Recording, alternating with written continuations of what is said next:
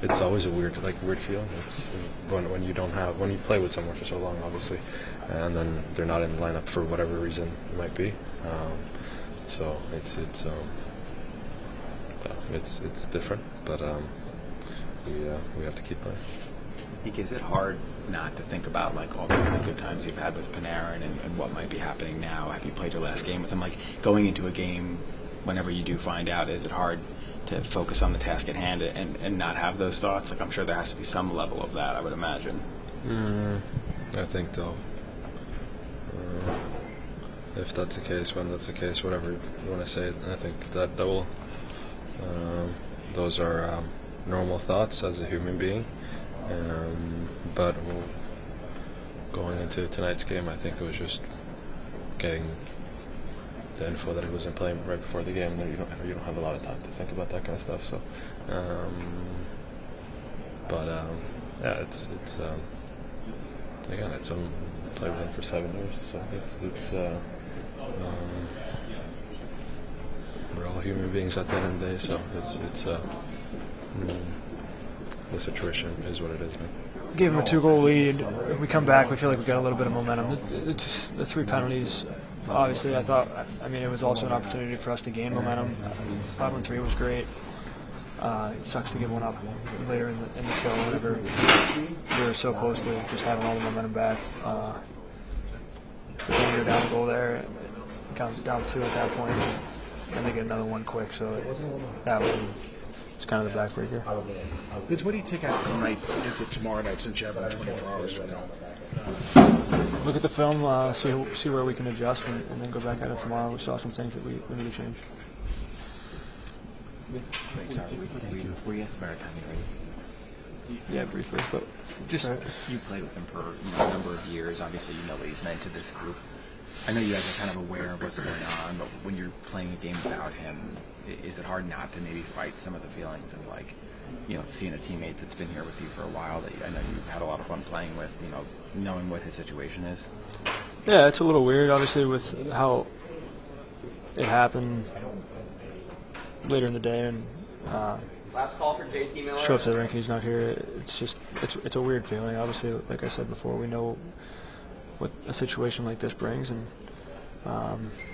for me personally, with it being a guy like Brad, who I've become extremely close with over the last 4 years and was lucky enough to play with, like I told Colin, it's been a huge blessing for me. I've learned a ton from him. Yeah, it's tough, whether it's a game day or not a game day. I mean, it's like this group that you have is now starting to break up. I mean, do you savor the moments that you still have together, or is everybody walking on eggshells, sort of waiting for the next guy to go? No, you can't look at it like that. You can't go about your day being scared of what's going to happen next. You gotta, like you said, embrace every moment that you have together, and love everybody in this locker room, and cherish every second that we have together, every time we're on the ice together, road trips, all that. We had a good start. They obviously got one at the end of the period, and then I thought in the second period, I thought we did a really good job, and for the most part, and then they got that power play goal, and I think we lost a little bit, but I thought we needed a bit better effort in the third. Thought we were trying, but they were doing a good job at locking it down, so I thought just a little bit more. What is the mindset like when you get at Artemi's not playing? Yeah, obviously we kind of know as much as you guys know, and it's he's a special player. It's awesome to have him, and to not have him in the lineup, it's a bit of, like he's obviously a talented player. So we kind of know as much as you guys know right now, and there's not really much to add to it.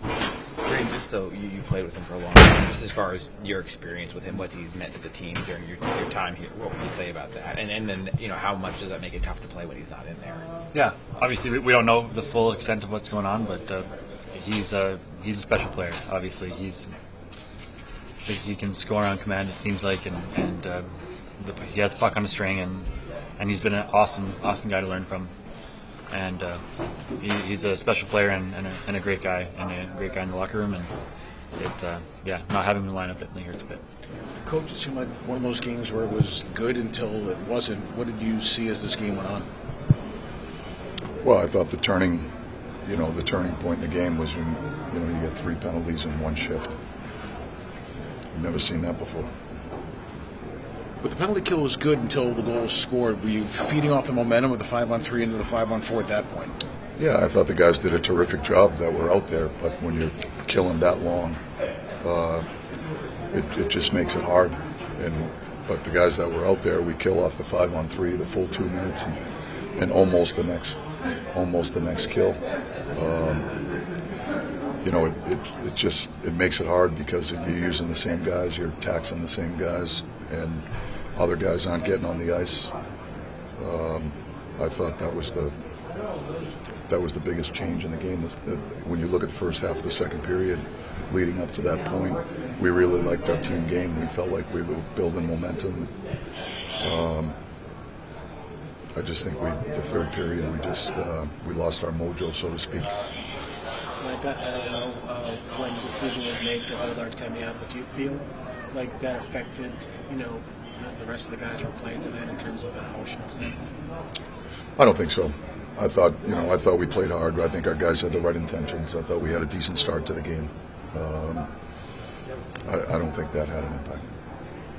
Mike, just as far as your thoughts on the situation with Artemi and what it means for the team to not have him right now?